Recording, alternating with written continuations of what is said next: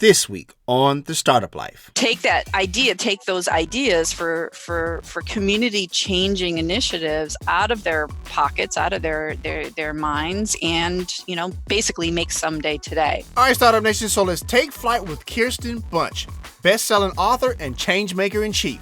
The Startup Life begins now. 7, 6, 5, 4, 3, 2, 1. You'll never have the sacred stone. Oh, this you crazy mother.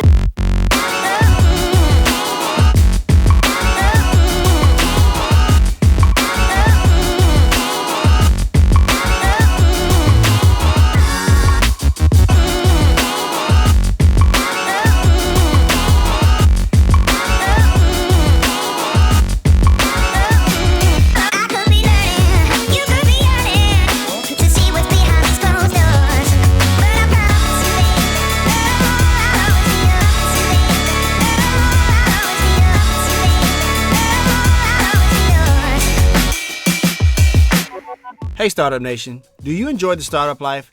Now you can let the world know with gear from the show.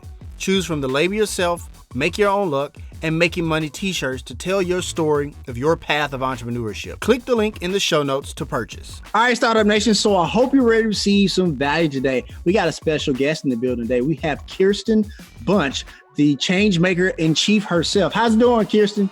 I'm great. How are you? I am all right. I cannot complain. You ready to pour some knowledge in the Startup Nation today? Yeah, let's do it. Awesome stuff. Awesome stuff. As always, Startup Nation, this is the Startup Life podcast brought to you by the Binge Podcast Network. So first things first, Kirsten, tell me about your story of entrepreneurship and tell us a little bit about Women's Changemaker mentorship. Yeah, absolutely. So my story of entrepreneurship, I can't even say the word. No entrepreneurship is that I worked in international development for about 25 years.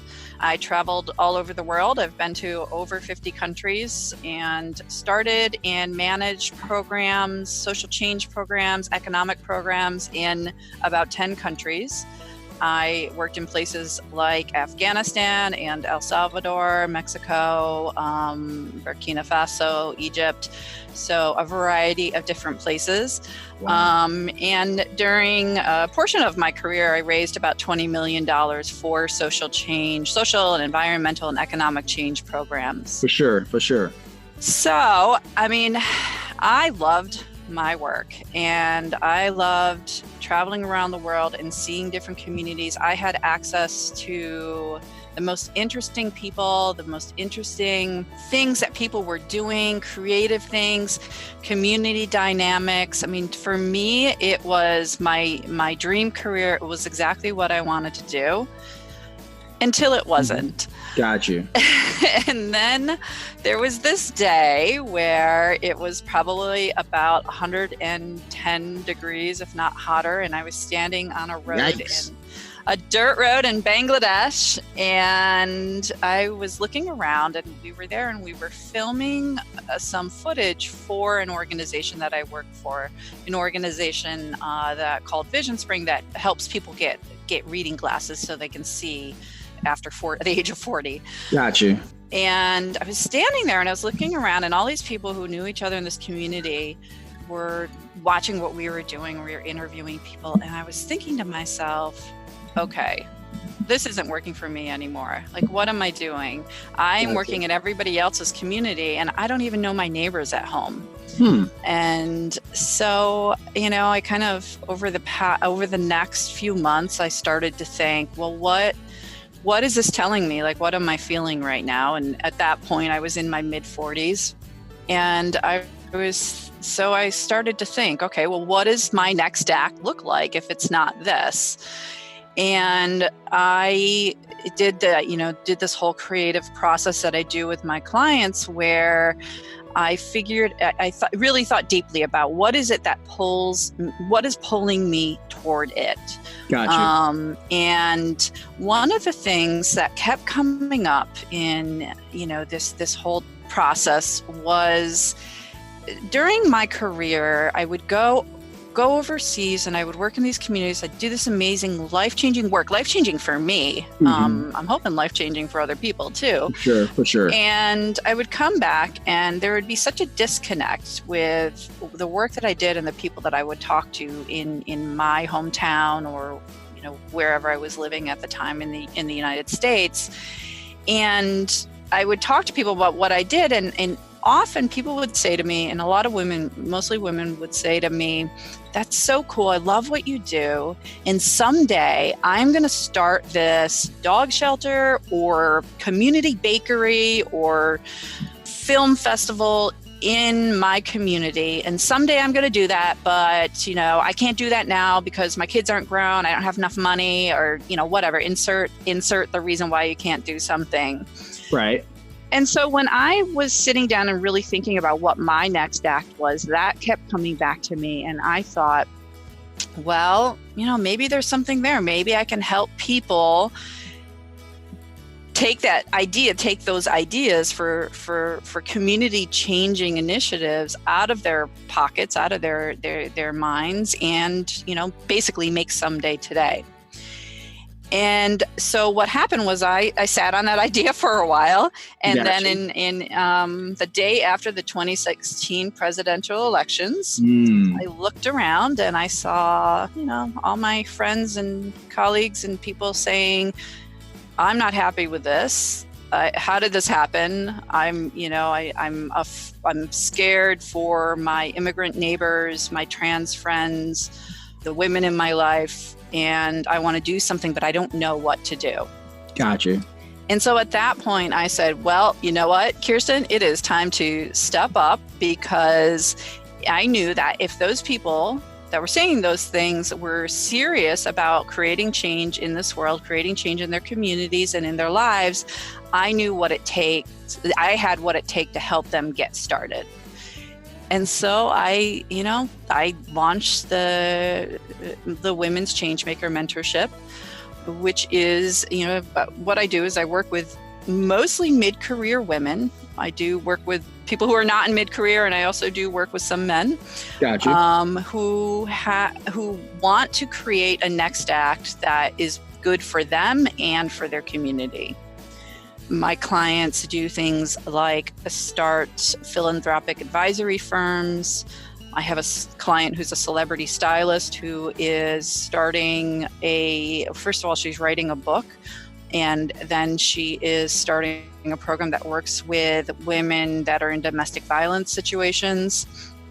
I have another client who has started something called Ed Snaps, which is a program that works with high school age girls in the Bronx. And so one of the things that I found is I thought when I was starting this program that everybody was going to come and say, "Oh, I want to start a nonprofit." And one of the things I really wanted people to see is that there are so many different ways to create impact in the world now. There's so many different business models, that it doesn't have to be a nonprofit. It's true. It can be a social enterprise, it can be a hybrid, it can be a B Corp. I don't know how much of your audience, how much your audience knows about these different terms. I don't want to just throw a bunch of different terms out there, but I'm assuming they're fairly savvy. No, for sure. No, it's definitely about that B Corp.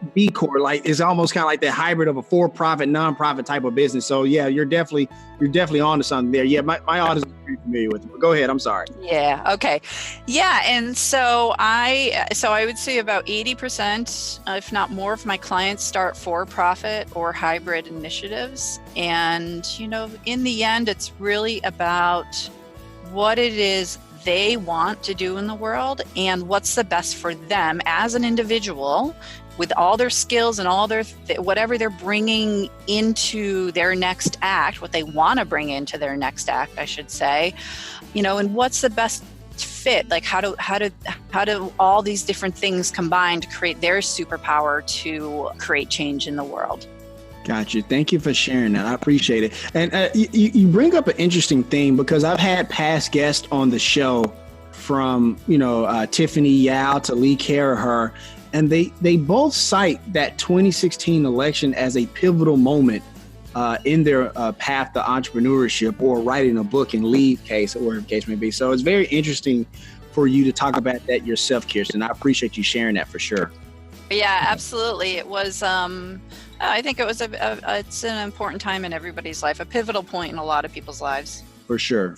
Thank you for sharing that. So I know, you talked about, traveling over 50 countries, which I think is just fascinating for your work and stuff like that. But I'm curious about, I did see that you learned Spanish making and selling jewelry in Costa Rica. How did that happen?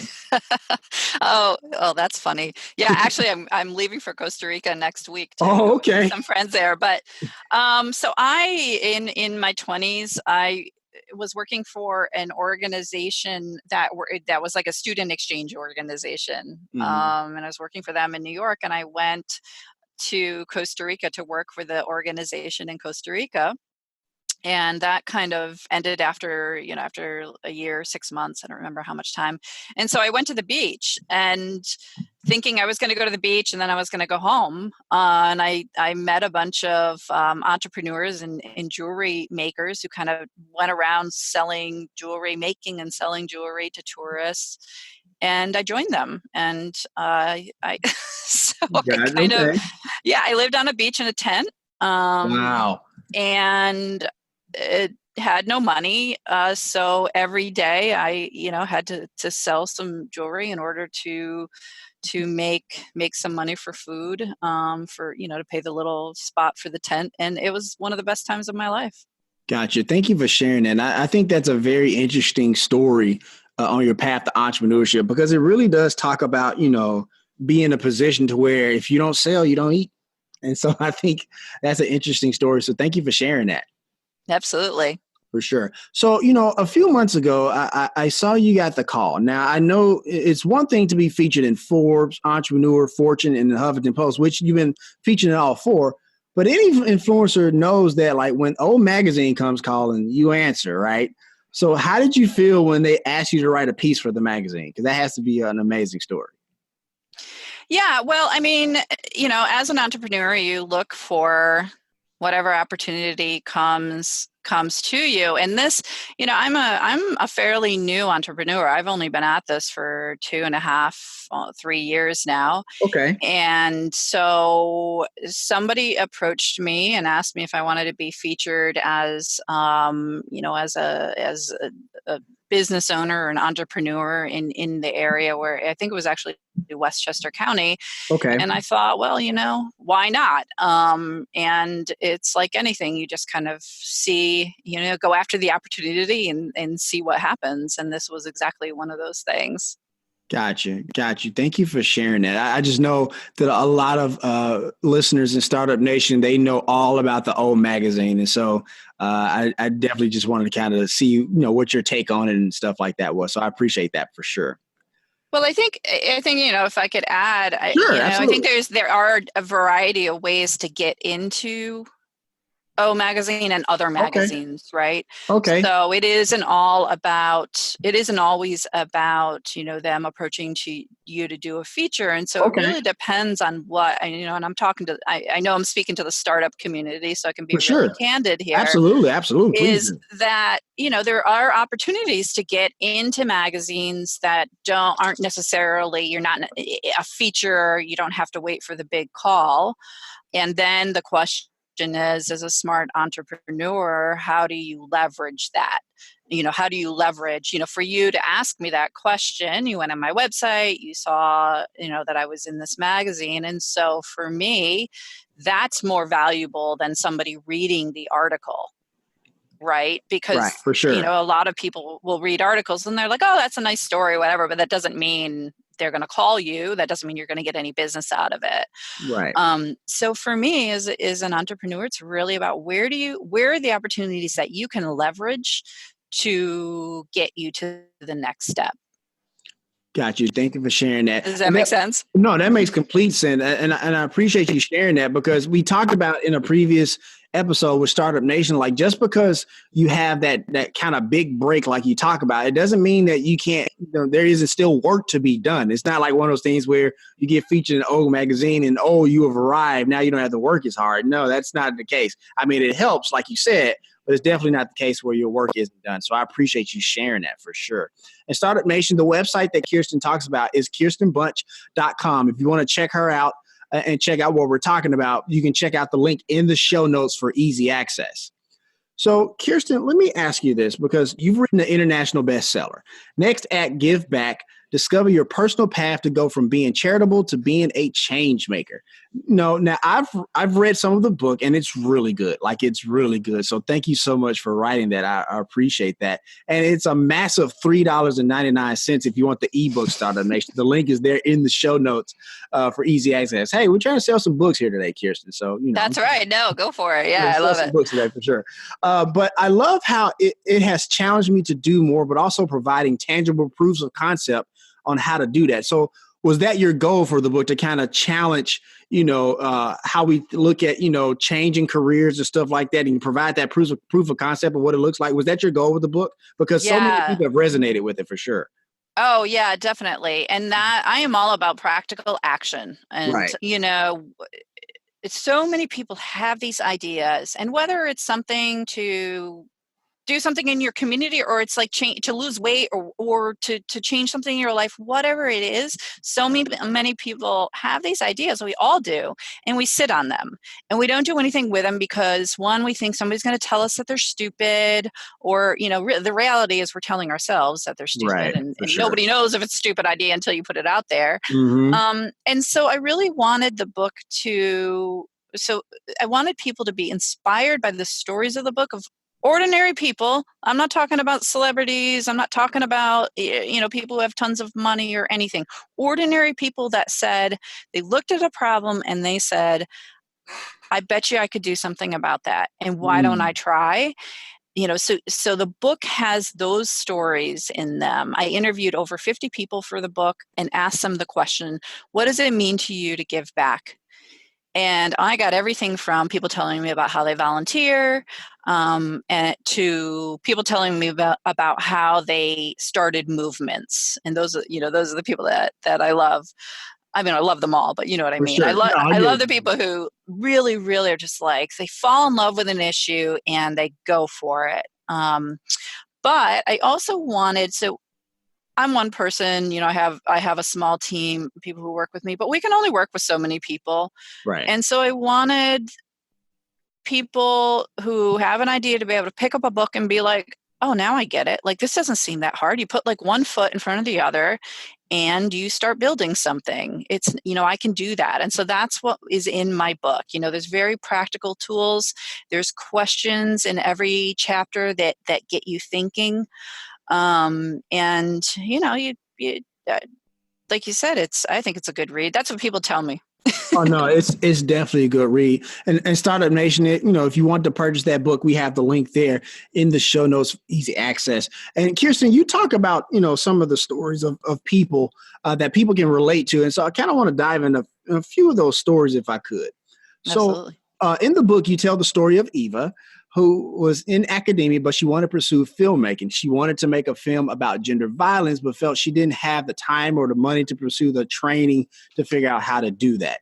However, she leveraged the skill of her filmmaking friend who was intrigued by gender violence issues, but wasn't real versed on it as she was. So I love this because it speaks to what I like to call the entrepreneurial mindset of solving a problem. And it's something that we talk about in Startup Nation all the time. However, it points out something that always troubles me. So many people don't move forward to pursue a business or a change-making opportunity because it's, this notion that they don't have the right credentials, like the training, degrees, or whatever the case may be. So this story brings that up, to the forefront for me. But I guess I want to know, how can people get over that hump and realize that potential, that you don't have to wait for certain credentials and stuff like that to kind of ultimately pursue what you love to do? That's a fantastic question. I think that one of the things that I've learned in being an entrepreneur is that you have to do it.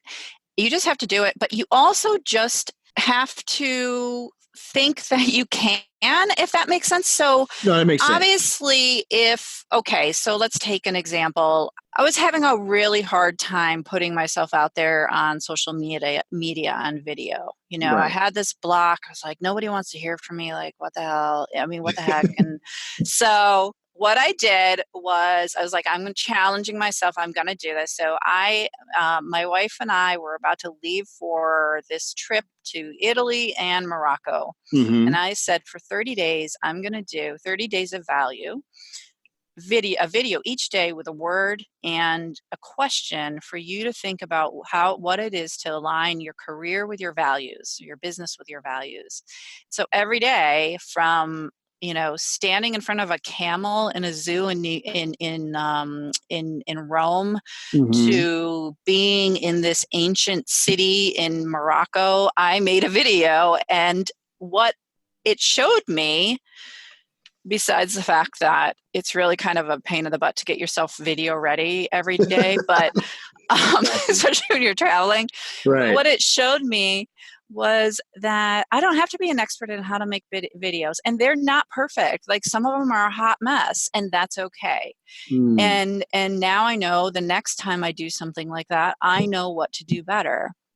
And I think, bringing it back to the story of Ava and her film Cunha, Right. is she didn't want to wait to go and figure out how to get these skills to produce a film. So she found somebody who had those skills but didn't have her vision or her access to the community. Right. There's always somebody that is going to compliment you and have something that you don't have. And it's almost kind of an ego thing. Like, let your ego go, admit to yourself that you can't do everything, and find somebody who can help you, and find somebody who can also be kind of vulnerable and let their ego go and let them help, let you help them. And then you move forward together, and it's amazing what you can create. For sure.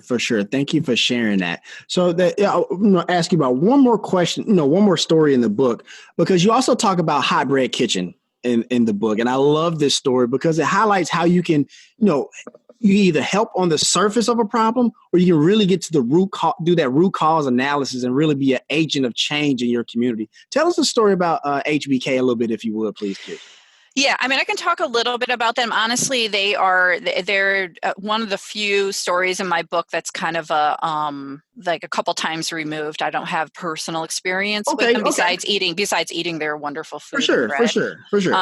But yeah, so what they do is, and you can find them online, is they train immigrants. I think they just work with women. They may work with men also. Gotcha. To become food entrepreneurs. So they have retail outlets where they sell their product that Hot Bread Kitchen makes, and they have people come in and make the products and stuff like that. But they're also training them to be food entrepreneurs and go out and launch their own businesses. And yeah, like you said, I love that example. I've been in love with Hot Bread Kitchen forever because of that example, that they aren't just employing people to make a quality, really good product, which I think you might be able to find in Whole Foods now too. Okay. But they're also training people, and they're paying it forward, and they're creating this ripple effect. Like, I love the idea of the ripple effect. And how do you train people so they can go out and do their own thing, and they can employ people, and instead of maybe a more traditional charitable model where you're buying somebody's shoes, right, or something like that. Right. Like a Warby Parker or Tom shoes or something like that. Yeah. I mean, to a certain extent. I mean, it's funny that you said Warby Parker, because I actually worked with Vision Spring, who is one of Warby Parker's partners in getting people the eyeglasses. So they, they actually have a really pretty profound ripple effect too. Although, Warby Parker's not paying me to say this, and I don't work for them, so I don't know that much about them. But for sure. Thank you for sharing that. And once again, Startup Nation, you can purchase Kirsten's book, Next Act, Give Back, Discover Your Personal Path to Go From Being Charitable to Being a Changemaker. We have the link to purchase that in the show notes for easy access. So Kirsten, you also have a blog on your website, and one of your blog posts, Not Getting a Paycheck Sucks, which, I really love that blog post, by the way. But there's two parts that stuck out to me. One was asking my wife for money is really hard on my ego and punches my vulnerability buttons. And also another one a part that says, I'm sharing my story with you because I want you to know that reinventing yourself means you have to be willing to be vulnerable. So obviously vulnerability is a key theme in that post. So when I think about those statements, I think about one of my mentors from afar, Brene Brown, who always says vulnerability is not a sign of weakness, it's a sign of strength. Do you agree with that statement? Why or why not? Oh, absolutely. Okay. I never believed this until I started to drink the Kool-Aid and did it myself, and it became more vulnerable and put myself out there. Okay. I think when you make yourself vulnerable and you put yourself out there, you become more authentic, and people are attracted to you for that reason, like the right people. So if you talk about your ideal client, like I said, I typically work with women who are reinventing themselves. And so the people who, since I've kind of really just embraced the fact that I don't know it all and I'm still learning, and I'm really good at helping people figure things out. And that's what I've learned too. Okay. But, and I just started putting that out there and just been more open about my experience, more open about my struggles. The fact that, the first few months in business, I was just like, I don't have any idea how to make money. Like Gotcha. none. I came from the nonprofit world. I was like, what? Right. Like, what is this about? I don't know. What do you mean you don't just like post something on Facebook and, I have 85 clients in one day? Like, oh, I thought that's how it worked. Just being really honest about that. And I think one of the areas that we have a really hard trouble being vulnerable and honest about is, especially as entrepreneurs, is the issue around money. For sure. And that's why I said it still is hard to, I think back, asking my wife, like, can you give me some money to pay my bills? And she doesn't care. Like she's fine. Like she's, we're in this together. But if it's stopping you from moving forward, I would recommend really taking a look at what it is what that's about. A lot of people, everybody's got money issues. Right. And whether it's like you spend too much, you spend too little, you can't talk about it, you get red in the face anytime anybody talks about money, like you've got money issues, and you need in as an entrepreneur, you've got to address those in order to move forward. Gotcha. Thank you for sharing that. No, and I also appreciate you explaining, that juxtaposition between coming from the nonprofit world to the for-profit world, because I think we have a lot of people in Startup Nation that not necessarily know about that distinction between the two. And so I appreciate you kind of sharing both of those worlds really right there. Yeah. I mean, there is a big distinction, and there's a lot of similarities, and there's a lot of hybrids now. Right. And, so I would say for anybody who's listening, who's at the very beginning stages, maybe in the ideation or idea stage, and is thinking one way, let me go nonprofit or let me go for profit, take a step back and look at what it is, what's the impact you want to have in the world. Be really honest with yourself about that. Don't say because it seems like it's really trendy right now, one issue is really trendy.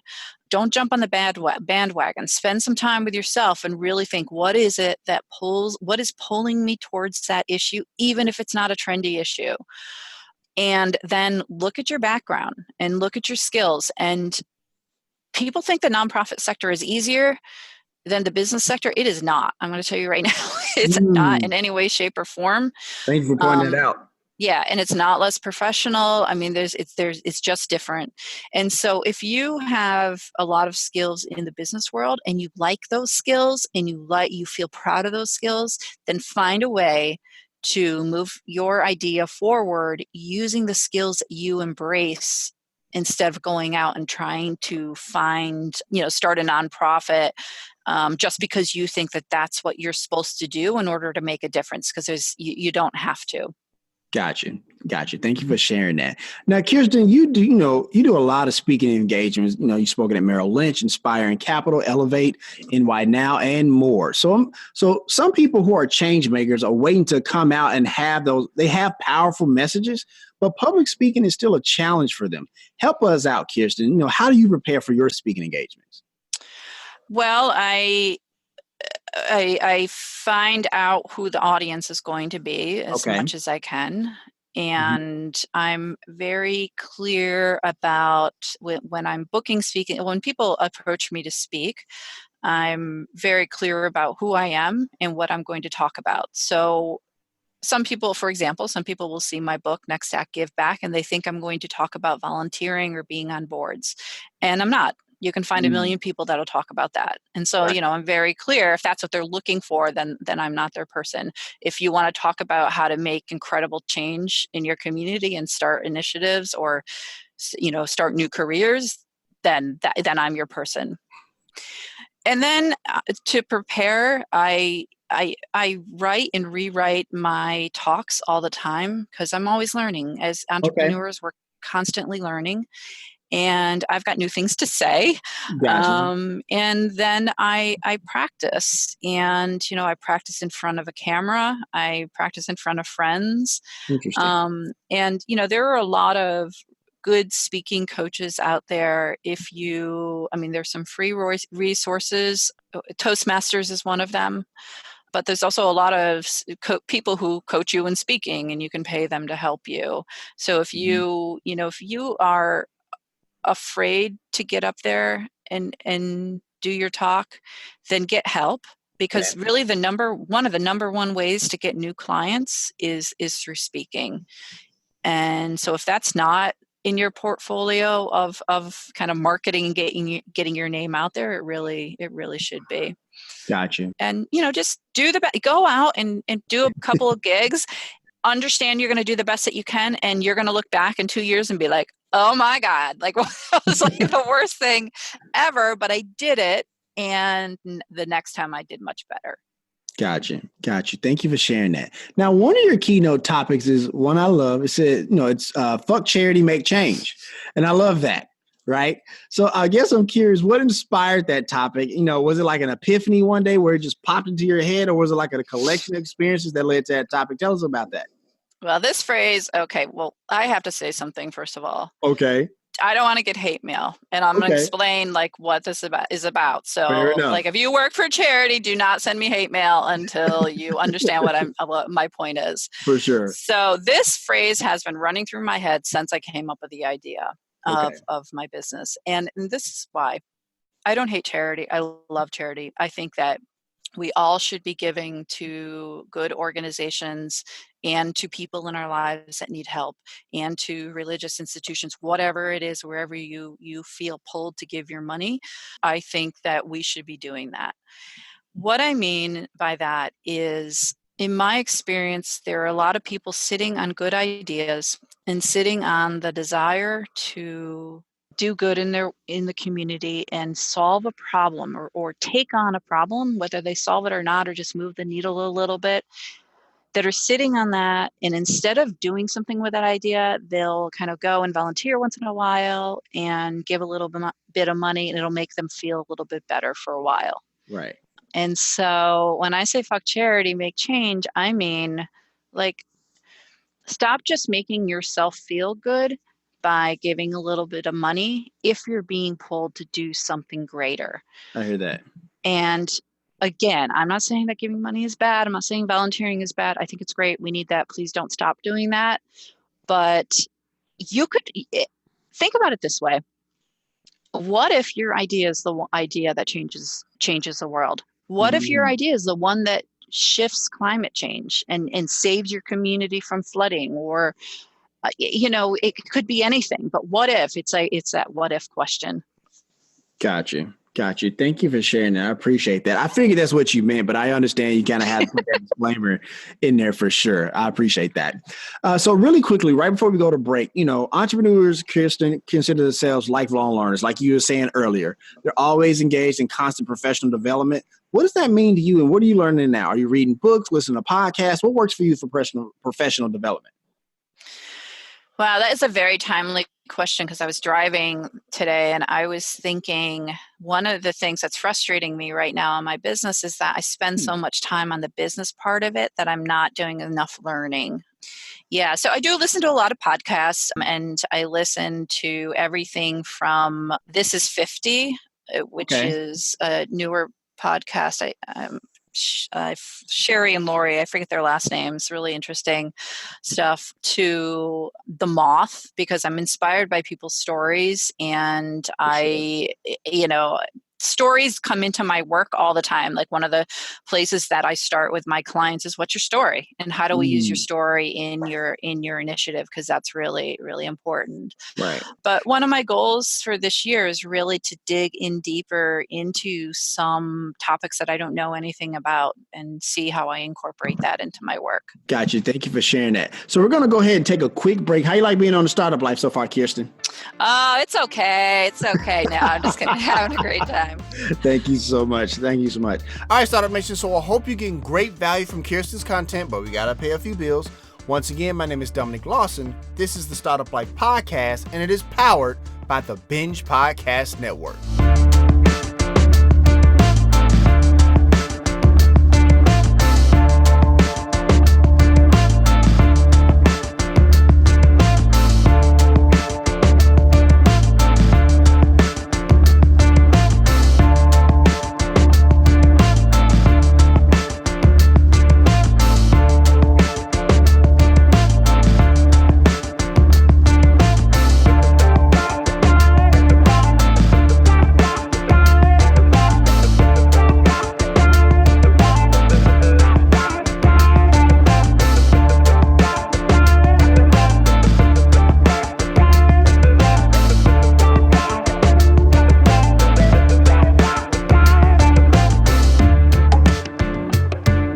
Hey business owner, the Startup Life reach is growing. Wouldn't you like your business to grow with it? Reach out to us to advertise on the Startup Life. You can reach us at 901-857-4818, or you can email me at dominic@askalsolutions.com. I mean, don't get me wrong, like this is a great music to have break on, but wouldn't this break sound a lot better with the same music but your business being advertised on it? Need more content from the Startup Life, you say? You can now sign up for the Startup Life All Access Pass on the Binge Podcast Network's Patreon page. There is exclusive content written by yours truly, video content where I share even more of my business philosophies, and whatever crazy content I can think of out of that crazy head of mine. And at only $5 a month, yeah, $5 a month, this is more content for you, Startup Nation, to really get ahead of your competition. So instead of upsizing that meal at your favorite fast food joint, you can now invest in yourself on your path to entrepreneurship. Click the link in the show notes to sign up. All right, Startup Nation, so let's continue. So Kirsten, you say that you're a reinvention strategist. What does that even mean? So help us out. Well, it's a reinvention. It can mean anything you want it to be. Fair enough. Yeah. No, there is a movement in the US in particular, which is where at this point I'm more of an expert in. There's a movement of men and women who are either leaving the workforce, leaving corporate jobs because they're being pushed out, or they are, they've kind of built their careers. They spent their 20s and 30s like working really hard, and they kind of like moved up the ladder. They got to the top of the ladder and didn't like what they saw on the other side, and so decided to bail ship and reinvent themselves and do something else. And it also means often women, sometimes men who, and I don't mean to be so like black and white on gender here. I realize there's a lot of nuances in gender, but right. People who have stayed home with the kids and are now, the kids are grown and or are off to school, and they are now looking for their next act and what they can do. Right. And so reinvention is really about not necessarily starting new, but taking what you have from the past and bringing it, what you want to take from the past, and bringing it with you to create a new career and a new life for yourself. Some people do this, they get divorced and they're creating a whole different life in that way. But I focus on people who are recreating their careers and starting businesses and starting organizations. for some people, it's a huge shift. Like they're going from, I have one client who was an executive in a Fortune 500 company, and now she's, starting her own advisory firm. Gotcha. Yeah. So, and some people it's a smaller shift, and it's just figuring out how to package their skills in a different way that really lights them up and makes them excited to be working again. Gotcha. Thank you for sharing that. Now, I see on your website, you offer a free discovery call. What happens during that call, Kirsten? Magic. Okay. Yeah. Okay. No. So the free discovery call is, so what happens is we talk about what it is that what's that idea that's been running around in your mind? Whether it's the idea of I really need to get out of this job and figure out what I'm going to do for the rest of my life. Because what's happening is that we're retiring later. People are living longer. And so at the age of 50, whereas a few years ago, at the age of 50, if you were only looking at 10 more years, you might be like, I'll hang in there to this job, whatever. It's, it's got good benefits.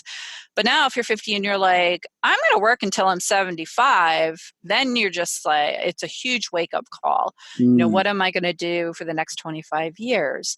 So on the discovery call, we talk through what you're thinking about and what it is you want out of your life and what is the impact you want to have in the world. And again, I really focus on the people who are interested in creating change in their communities and in the world. And we dig in a little bit into what might be holding you back, but also talk about, so what do you already know about, say, somebody says, I want to start a nonprofit. And I'll be like, well, wait a minute. Please don't go to your attorney and register a nonprofit right yet. Like, let's talk about what it is you're really trying to accomplish and figure out the best way for you to do that. Like, structure is not important. I don't think so in the beginning phases. You can figure out the structure as you move forward. And that's part of what we do in a free discovery call.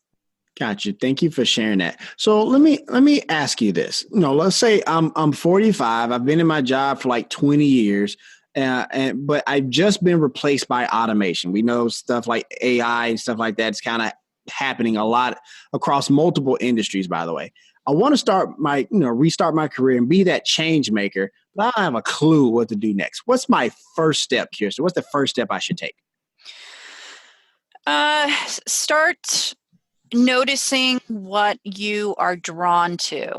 So if you're being replaced by automation, let's just take that as an issue, because it's a good thing and it's a bad thing, depending on your perspective. Right, for sure. So take that issue and then look at the issue from a bunch of different angles. So with automation, is it the fact that people are losing their jobs? Is it that there's a lack of I don't know as much about automation, but is there a lack of is there an unlevel playing field? For sure, absolutely. Right.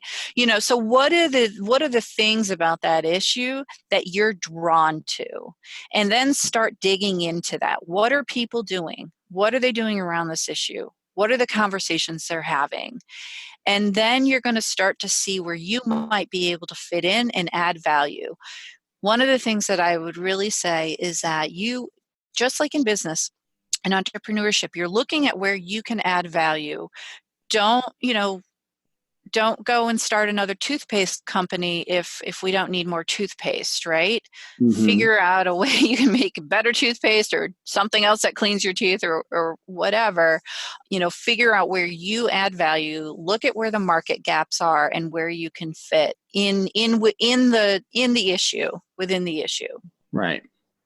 Gotcha. Thank you for sharing that. And Startup Nation, when we talk about, that restart in our career, at that point of our career, Kirsten also has a skill shifter mini course, right? And so it helps you to how you can shift your skills from your former career and apply them to a new business, organization, or community initiatives. We have the link there in the show notes for you to check that out, Startup Nation, for sure.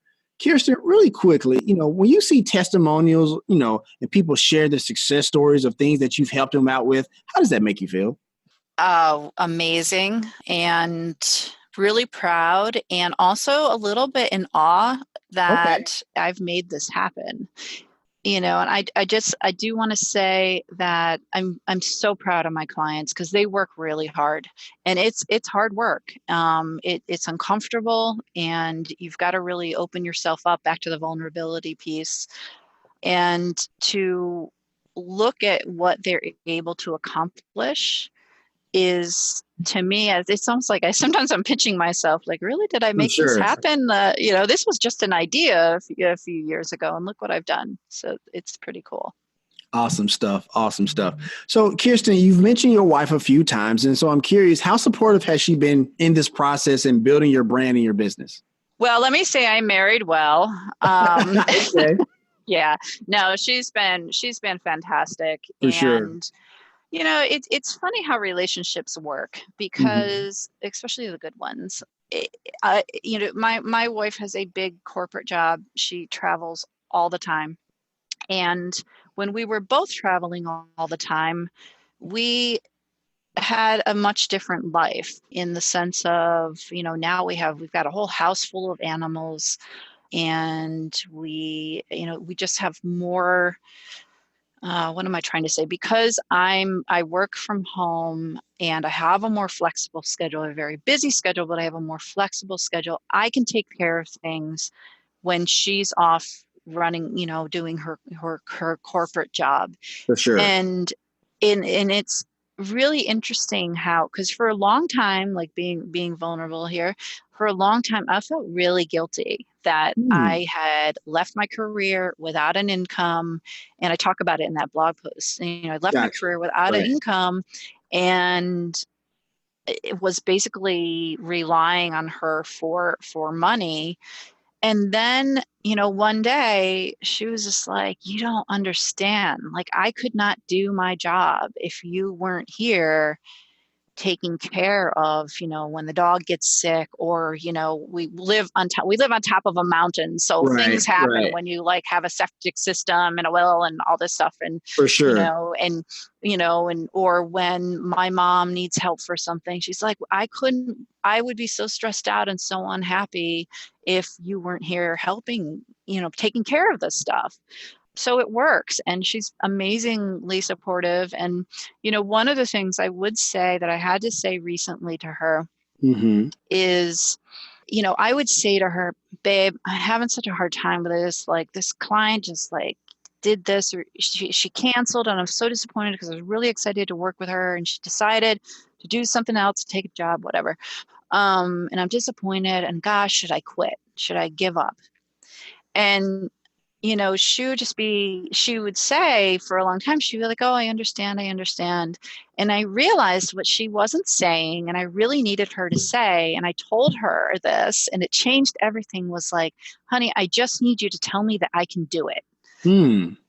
And she was like, oh, well, if that's what you need, okay. So now every time, like, I'll just be like, babe, I had a bad day, like, which isn't that often, but she'll be like, babe, you can do it. You can do it. It's hard, and you can do it. I believe in you. And it's not that she didn't believe in me. She just didn't know that she needed to say that. And so, talk to your partners and your family, your parents, whoever it is that you rely on, and tell them what you need.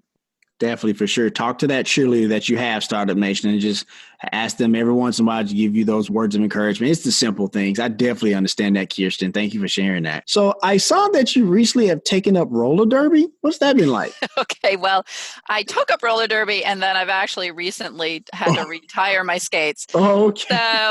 So I played roller derby for 3 years. Okay. I started at the age of 46, so I'm turning 50 this year. Gotcha. And I have always I've liked roller derby for a long time. I used to go and see Gotham Girls, which is the New York team and one of the best teams in the world. And just was fascinated by this sport. And one day I saw that there was a local team, shout out to New Jersey Roller Derby. that they were just like, hey, come and see what this is about. And so I went to their little session and I was just like, you know what? Why the hell not? Right. But I didn't know how to skate. Oh, wow. And on top of that, I didn't know how to skate, and I had broken my ankle roller skating when I was in the 6th grade. So I had trauma that I didn't even know that I had over roller skating. I had so much fear, and I learned to skate. I learned to play. I played in bouts, got my butt kicked, and I kicked butt, and, was part of this amazing team, and am still in some ways part of this amazing team, always will be in spirit. For sure. And it was wonderful. I did have to hang up my skates because the time commitment was it was a little bit, it was a lot. And, I'm trying to grow my business. So for sure. Yeah. I was just going to say that juxtaposed to trying to grow your business, I can imagine that kind of eats away at that time a little bit. Yeah. I hung in there for a while, really trying to make it work. And I still I miss it so much. And I keep trying to talk myself. I keep saying I really want to go back. And I just know I don't have what it takes to commit to it. So any entrepreneurs out there that are looking for an idea, if you can create some fitness craze around roller skating and roller derby, that is a fitness thing and not a team thing where you have to be part of a team. I will invest in that and I will be part of it. Oh, look at there. Look at there. Okay. You heard it here first. You know how to reach Kirsten, Startup Nation, for sure. So, Kirsten, let me ask you this, and I'm going to ask you the toughest question on the show today. Okay. You ready? I'm a little scared. All right. Don't be. Tell me about Henrietta. Henrietta the turtle? Yes. So Henrietta we live, like I said, we live in New Jersey on top of a mountain on 6 acres of woodland. And Henrietta is this turtle who shows up once a year in the spring. Oh, wow. Okay. I've actually kind of seen her up in the woods too. Is she a box turtle? I don't even know what kind of turtle she is. Okay. I don't know. Yeah. Anyway, so I'll find a picture and I'll post it and we'll figure out what kind of turtle it is. But okay. Anyway, so she just shows up once a year. The first year that she showed up, she kind of showed up in our backyard, and we have dogs. And all of a sudden I see my dog with this turtle in her mouth. But luckily that, she had closed into her shell. And I was just like, what are you doing? She's like flipping this turtle up in the air. So anyway, Henrietta has gotten much smarter and is now stays outside of the fenced in area and just goes down the driveway so the dogs don't bother her. But every year she shows up for a day or two. And, I don't know what she's doing. I think she's probably going to find water. I don't know. And then last year, 2 babies showed up, 2 little ones. Okay. So I don't know. I think we have Henrietta Juniors running around now. So. Gotcha. Thank you for sharing that. I bet you never had anybody talk about a turtle on your show before. No, I haven't. I've had people talk about pets and stuff like that, but not necessarily a turtle. So I wanted to ask that a little bit. So have a little fun with you if I could. Kirsten, I almost call you Henrietta. Kirsten, I believe all entrepreneurs have a superpower. What's yours and why? I think it's being able to see the starting point of something, taking an idea and being able to see the steps to get you to where you want to go. And it's something that I've always been able to do since I was a kid. And it's something that I used when I was building, multi-million-dollar programs in various countries. And it's something that I do now with my clients. And it's just how my brain works. And I use it also to load the dishwasher sometimes. So. Got you. Thank you for sharing that. So before I ask the last question, Kirsten, I just want to say thank you so much for coming on the Startup Life podcast. You've given us amazing value and amazing content that Startup Nation really can take after this episode ends and really apply to their path of entrepreneurship. And once again, Startup Nation, if you want to reach out to Kirsten to purchase her book, to have a speaking engagement at your next big function, or want to schedule that discovery call, you can reach out to Kirsten on kirstenbunch.com. We have a link there in the show notes for easy access. Also, Startup Nation, when you purchase her book, that comes with a free workbook as well. I wanted to make sure I get that in there as well. So it comes with a workbook that comes along with that book. So look, you're getting something free in addition to that purchase. So that's always a good thing for sure. So Kirsten, last question before we wrap up today, and I'm actually going to hand the mic over to you. There's an entrepreneur out there who's feeling stuck in their business and they're getting ready to give up, or they haven't started their idea and they really want to be that change maker like you talked about, but they're really scared. They're letting fear kind of drive them. Give them some motivation today, Kirsten. All right. So I would say, here's your little motivational talk. You are not, even though you have superpowers, you are not super person. Get help. Whether that is working through with somebody like me or it is somebody in your family, do not try to work by yourself in the dark and think that that's going to work, because for most people it doesn't. So get help. Invest in yourself. Start in invest in yourself and not just in your business. And that means when you're starting out, it's really important to maybe pay somebody to do your social media or something like that. But it's just as important for you to invest in somebody who can help you move whatever it is you're trying to do forward. And it doesn't have to be money. It might be time. It might be whatever. But you need to invest in yourself because that you're what makes it run. And I would say this, just remember this, that millions of people, much less talented than you, have started and grown thriving businesses. Got you. Thank you for sharing that. And that is so true. That is so true. All right, Startup Nation. So that's going to do it for this session of the Startup Life. Kirsten, did you enjoy being on the show? It was awesome. It's a great way to spend an hour. That is for sure. Awesome stuff. Awesome stuff. All right, Startup Nation. So here's my final take. There's two very important reasons why we needed to have Kirsten on this show. The first one is this. Look, as you progress late in life on your business or in your career, you may decide, you know what, I'm ready for a change, and that's okay. So people like Kirsten are great to talk to and to learn from, because they know how to give you that strategy, give you that plan to see what that looks like so you can do it responsibly and smoothly. Also, Kirsten brings to mind something that we talk about on the Startup Life all the time, and that's to get rid of a very linear mindset in this regard. What I mean is that just because you were an accountant for the past 20 years and you decide you want to do something else, that's, first of all, that's okay. But secondly, there are certain skills that you had as an accountant that may be quite transferable into, let's say, if you want to be a nonprofit leader or something like that. That's totally fine.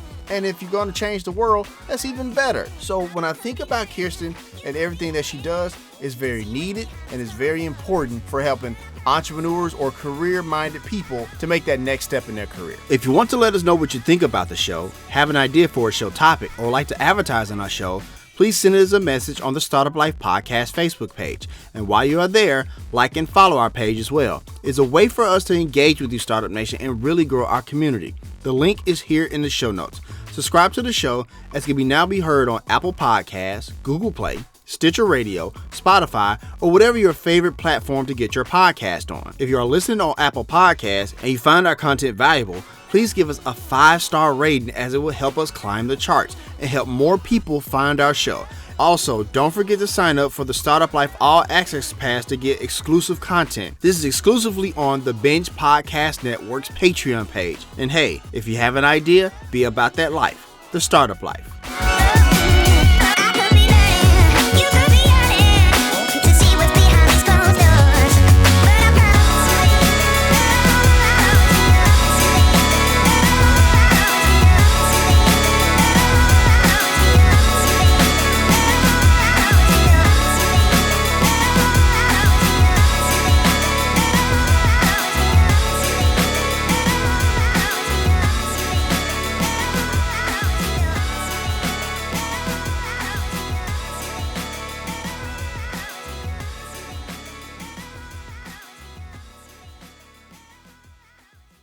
Hey, Startup Nation, I bet you're here for that extra content, aren't you?